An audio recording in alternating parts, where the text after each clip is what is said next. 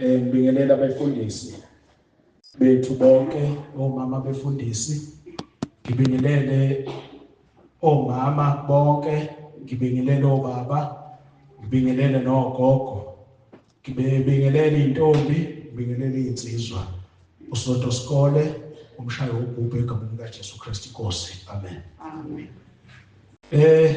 Bangcwelele sizothola izwi lethu lapha encwadini uTimotheo wesibili isahloko sesithathu.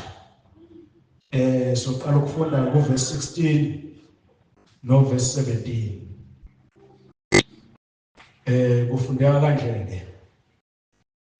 Yonke imibhalo iphefumulelwe nguNkulunkulu, ilungele ukufundisa, nokusola, nokuqondisa, nokuyala ekulungeni, ukuze umuntu kaNkulunkulu apheleliselwe yonke imisebenzi emihle. Ilona izwi lenkosi-ke leli uNkulunkulu asinike lona namhlanje ukuthi sikhulume ngalo. Ngiyakholwa ukuthi uNkulunkulu uzowenza umsebenzi, noma uzongenza ngikwazi ukukhuluma la ngasafika ngakhona, noma ngingasakhulumeka ngakhona, uyena ozowenza umsebenzi kubantwana bakhe. Izwi lenkosi-ke esilitholile namhlanje lithi yonke imibhalo iphefumulelwe nguNkulunkulu, ilungele ukufundisa. Yonke imibhalo ebhalwe eBhayibhelini, noma ngabe lesingisi, noma ngabe elesiswati, noma ngabe iluphi nje ulimi olukhona emhlabeni jikelele, izwi lenkosi lithi yonke imibhalo iphefumulelwe nguNkulunkulu. Uthi futhi ilungele ukufundisa. Siyafundiswa ngembhalo ebhaliwe eBhayibhelini. Ngakho wonke umuntu olalele noma ofunda iBhayibheli, noma udibana nayiphi incwadi ikhuluma kanjani, lowo mbhalo loyo uma nje useBhayibhelini uphefumulelwe nguNkulunkulu. Ungazi ucabanga ukuthi mhlawumbe kukhona umlungu thizeni owabhala ngoba enenhloso ethile ngaye. Cha, akunjalo. Angithi siyakhumbula ukuthi iBhayibheli labhalwa obani? Abaprofeti, bona babhala iBhayibheli. Ngakho-ke kusifanele ukuthi thina silalele lokho okukhulunywayo, silalele lokho okushiwo yizwi, siqaphelisise-ke. Bakhona abantu abacabanga ukuthi bazi kangcono, abasuke bekhulume izinto ezivuna bona bese besekela ngezwi. Baqaphele labo bantu. Wena kwakho kukodwa lalelisisa ukuthi wakhulumayo kubhaliwe ilizwi likaNkulunkulu. Ziningi izinto ezikhulunywa ngabantu, futhi baningi abefundisi abagculela ngaphandle, abangagcotshiwe, bangabafundisi kodwa bagcotshiwe. Yini ngithi bengabafundisi? Yingoba bathanda ukushumayela izwi lamanga. Manje wena ungumntwana kaNkulunkulu, qaphelisisa ukuthi okukhulunywa yilowo muntu ukuthatha kuphi, kusezwini yini. Yingakho ngelinye ilanga kwathiwa hlolana umoya. Kwakuhlola izinto ezifana nalezo ukuthi ulizwisise kahle izwi likaNkulunkulu, uphinde uzwe futhi uma ngaseyena okhulumayo. ngoba lona umsebenzi walo ukufundisa.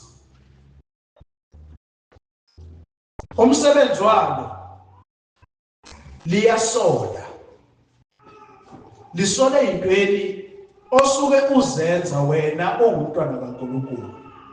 Wenza kahle yini? Futhi ke kuyajabulisa uma ungumuntu kaNkulunkulu noma ungumntwana kaNkulunkulu osolekayo. Bakhona abantu abangafuni ukusola esiphila nabo, bafunda ukusola. Maka wathi uyamsola uvela kuhambile ngaphambili akuphikise kule nto osuke umsola kuyona ayibeke ngenye indlela. Ugcine nawe usuconfuseka ukuthi hayibo lo muntu kanti hlobo lo muntu lolu. Abantu abaningi abazwani nokusola baze bakhuluma ezinye izinto. Khona lento abajwayele ukuyikhuluma bathini bathi uyangihlulela, bathi uyangijaja. Bathi uyangijaja. Yini na akafuni ukusola lo muntu. Kepha izwi kaNkulunkulu lithini? uNkulunkulu uthi emayiphefumulela ngomoya wakhe wenzela ukuthi likwazi ukuthi likusole. Kanti kuhle futhi ukusola umuntu usebenzisa izwi lenkosi ukuze umuntu angalimali, ngoba abantu bayalimala.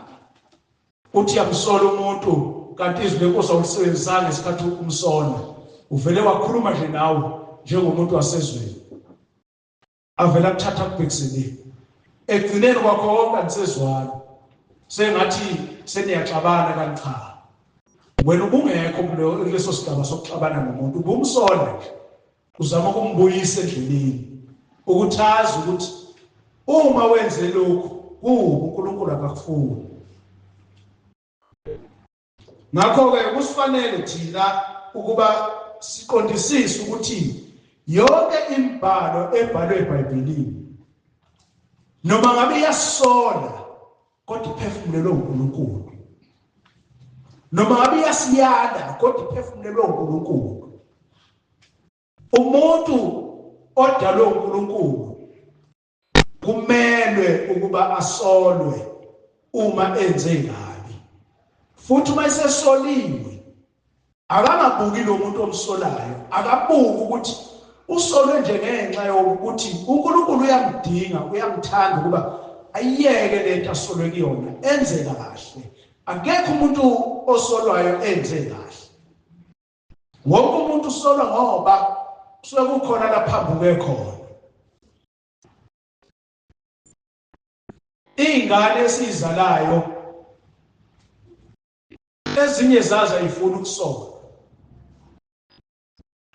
ezinye zazo ziyabaleka emakhaya, balekela ukusolwa. Ngoba indlela yokusolwa ikhona enye esetshenziswayo mhlawumbe eqinisa isandla. Ingane bese iyabaleka ibuke sengathi iyazondwa ekhaya, kanti ayizondwa, iyaqandwa kulokho okube kwenzayo. Ngoba ziningi izinto esizenzayo noma ezenziwa izingane ezibayisa emgodini. Uma wena usheshe wayiqanda ingane wayisola, wenze kahle. Ngakho kufanele ukuthi uma unikiwe amandla okusola wasebenzise. Sola kodwa wenze sure ukuthi izwi lenkosi uyalisebenzisa. Ngani na? Ngoba liphefumulelwe uNkulunkulu. Akekho umuntu ongaphikisa into ebhalwe la eBhayibhelini. Lowo muntu loyo mina ngimthatha njengomuntu ophambene ekhanda, umuntu owenza njalo.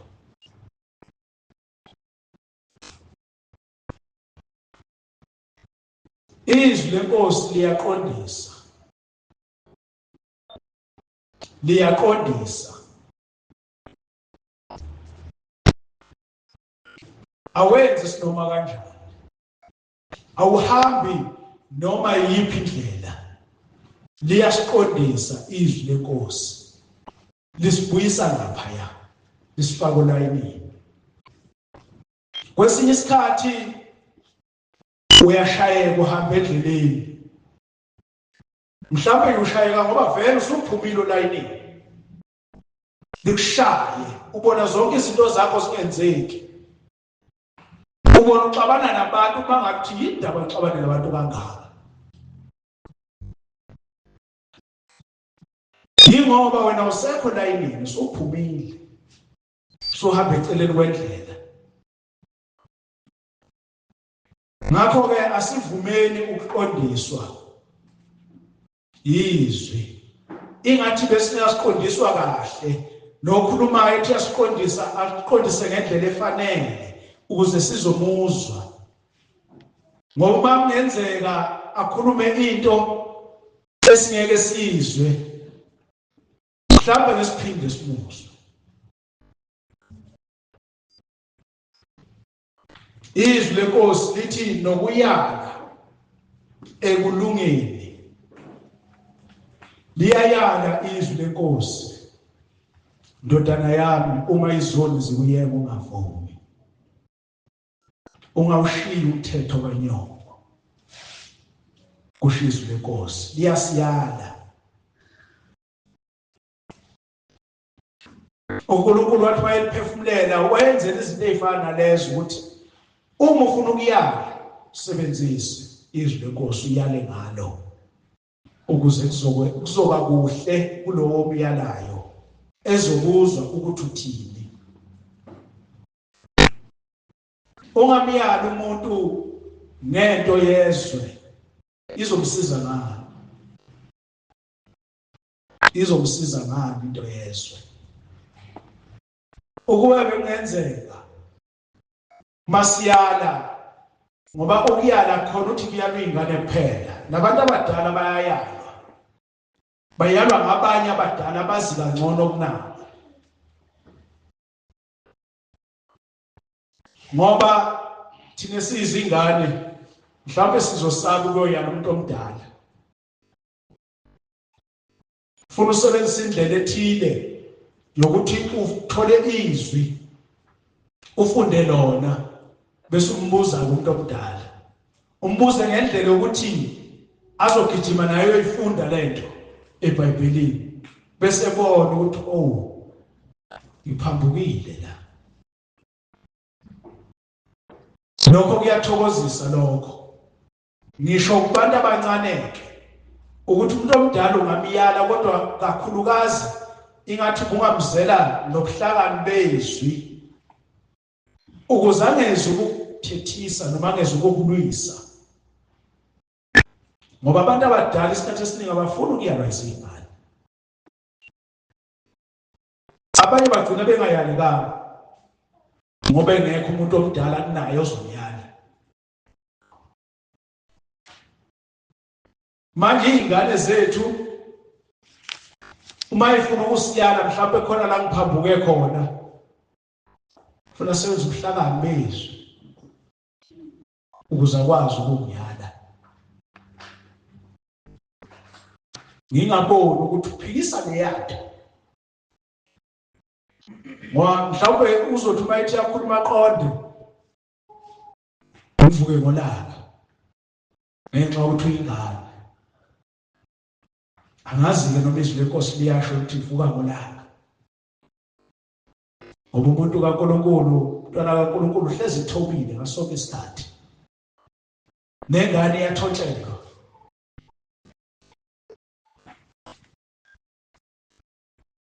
Maye thina sicabanga ukuthi sithobela abantu abadala kunathi kuphela. Cha, nengane iyathontshelwa uma ikhuluma izwi kuwe.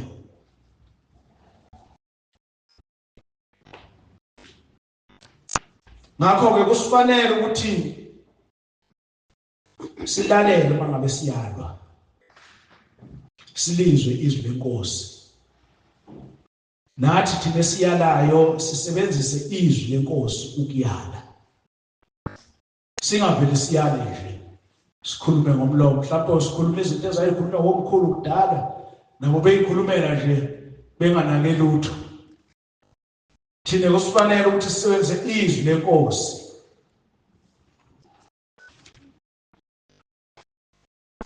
Kukhona nje okubhalwe lapha na ku-2 kwabaseThesalonika chapter 3 verse 6 uthi kodwa siyaniyala bazalwane egameni lenkosi uJesu Kristu ukuba nizahlukanise nabazalwane bonke abahamba ngokungafanele bengahambi ngomyalo eniwamukele kithina.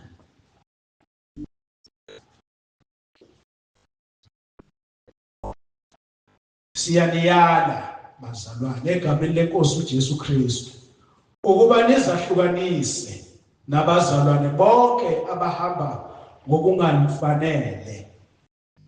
Kusho ukuthini na? Bakhona abazalwane abahamba ngokungafanele kodwa sibe sihamba nabo. Labo bazalwane bayayalwa. Kusho ukuthi siyayalana sisodwa. Miyale umzalwane mawumbona ukuthi akahambi ngendlela wena ofundiswe ngayo noma wena ohamba ngayo noma thina ebandleni esihamba ngayo. Umbuyisi ukuze ahambe endleleni efanele, sihambisane sonke. Ngoba sikhona isikhathi esizayo lapho kuyohluthwa khona ibandla. Kuyothiwani uma ibandla lihlwitha ngisala mina? Ngeke kube mnandi. Uzothina ohamba lapha phandle ade ngibona njalo ngesonto ngenkonzweni. Uthi hawu lo baba kanti ebenkonzweni kanti beyokwenza abazalwane bakhe bemshiya behamba bonke esala. Akuzuba mnandi. Mhlawumbe uNkulunkulu uyokushiya nje ngenhloso ethile nosala. Mhlawumbe uyoshiswa into encane okwakufanele ngabe walalela kukhulunywa wena wakhombisa ukuthi hayi ukwazi ukutshela lonto wena ungubani. Kanti kusifanele ukuba silalele masiyalo sizwe lokho okukhulunywayo. Ngani na?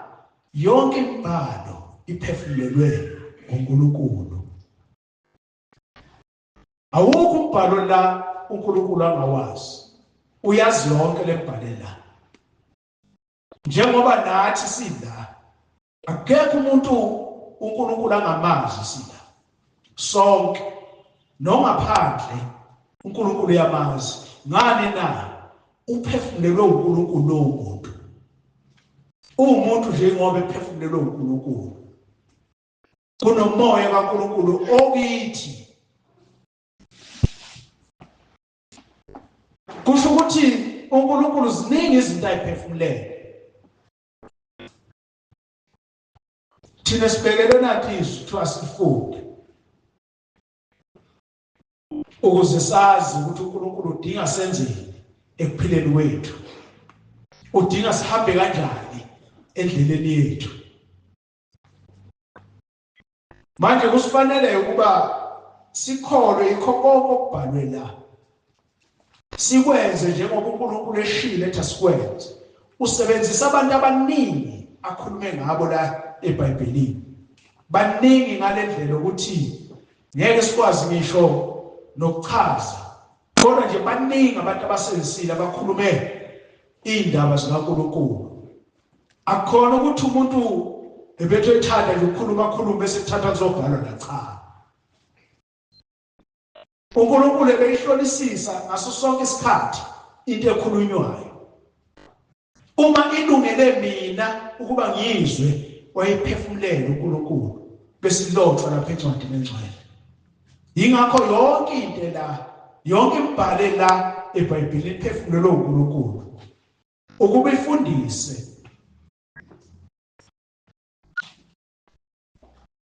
ukuba isole, ukuba iqondise. Athi verse 17, ukuze umuntu kaNkulunkulu aphelele apheleliswe yonke imisebenzi emihle.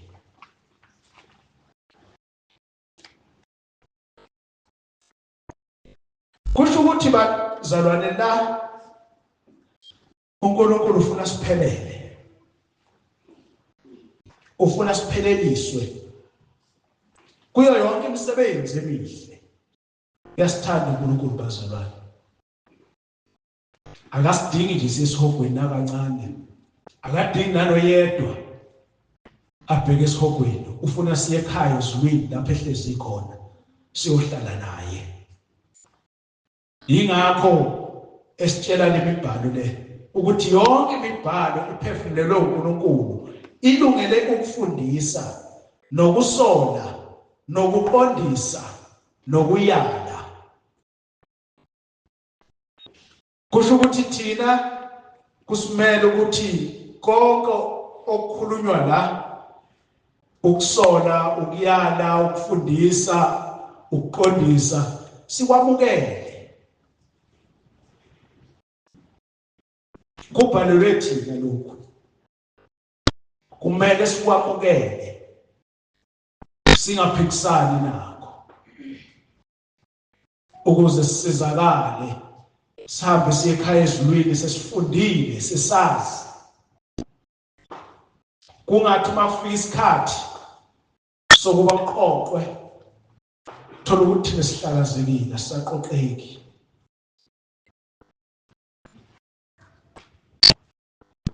Kusifanele ukuthi sihlale uNkulunkulu silifunde izwi lakhe.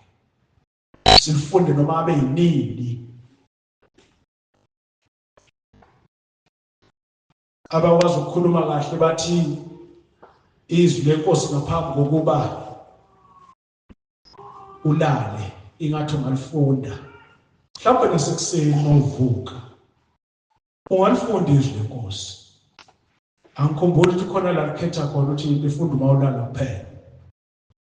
Ungalifunda nasekuseni, ungalifunda nasemini. Leso sikhathi lesitholayo. Angazi-ke ukuthi siyasithola yini isikhathi thina. Noma silale sokwenyamazana nje vele hlale phansi cimeze seyinde njalo. Kodwa ngoba singabantu thina sifundisiwe ngezwi lenkosi. Ngicabanga ukuthi izwi lenkosi siyalifunda bese siyathandaza bese siyalala. Ngicabanga ukuthi senza kanjalo ngoba sesifundisiwe ngalo. Futhi ke thina sihlala kahle ngoba sihlala ekhaya lapho sifundiswa khona izwi lenkosi. Ongathandi nje ukufundiswa ubona ukuthi angabuyi. Nazi izihlalo abantu bayashoda. Lehlalo ngelinye ilanga zake zagcwala. Zagcwala wangabe ukushola sesisodwa isihlalo kwaze kwalanda ezinye emuva za-edwa. Kuyile lolu suku lolu, usuku lwangesonto lokukhonza. Namhlanje zinekhaya.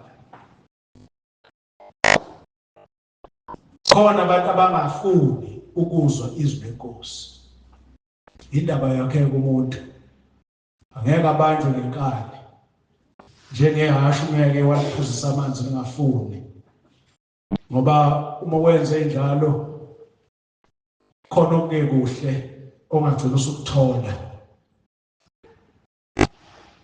Kwakhohlwa inhlanhla abenzelwe yona uNkulunkulu ukuthi usenenhlanhla wena nawe uma ulizwa izwi lenkosi ulilalele ukuthi kuthini kwenze njengoba lishilo. Uthi 17 ukuze umuntu kaNkulunkulu apheleliswe yonke imisebenzi emihle.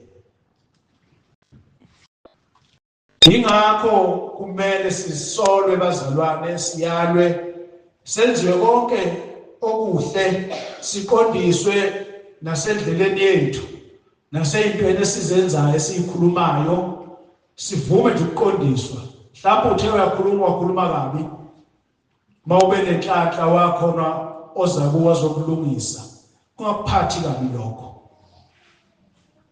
Ungasho ukuthi uzenza ngcono, uzokusiza ukuze ngelinye ilanga uqaphele ungaphinde ukhulume into engekho noma into ephatha kabi omunye umuntu. Kufanele ukuthi siwenze lo msebenzi. Mina nje ngiyathanda ukuyalwa. Ngiyathanda nje umuntu uma kukhona mhlawumbe into embi engiyenzile.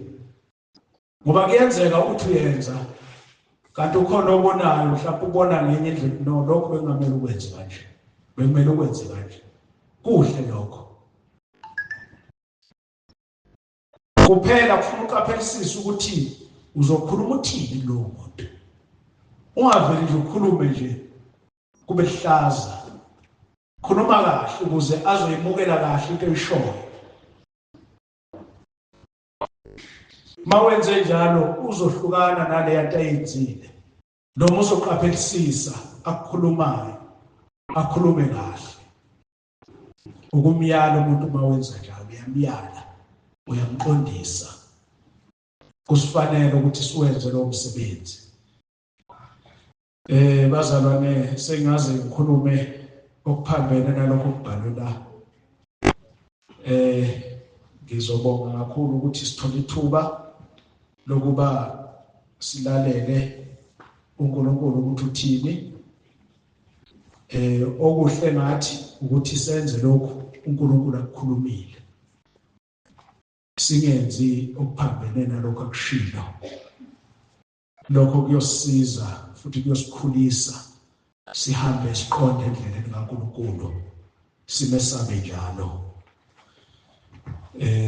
Ngoba sengiqedile. Ngiyaxolisa nje Mvelasi. Ngiyacela baba usiphinde ngengoma. Inhloso yami enkulu kunendumiso ekhona enhlizweni yami manje ngiyafisa ukuthi siyenze le ndumiso.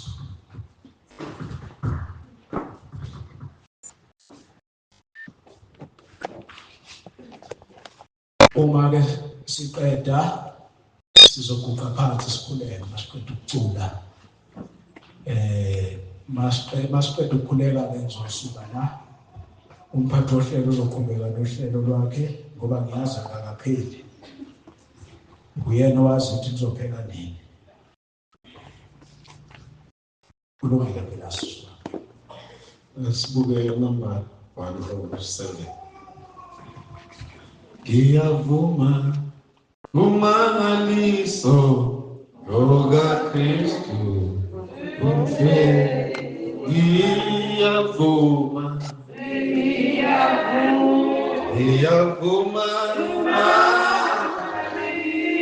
umangaliso lokaKristu wakushinga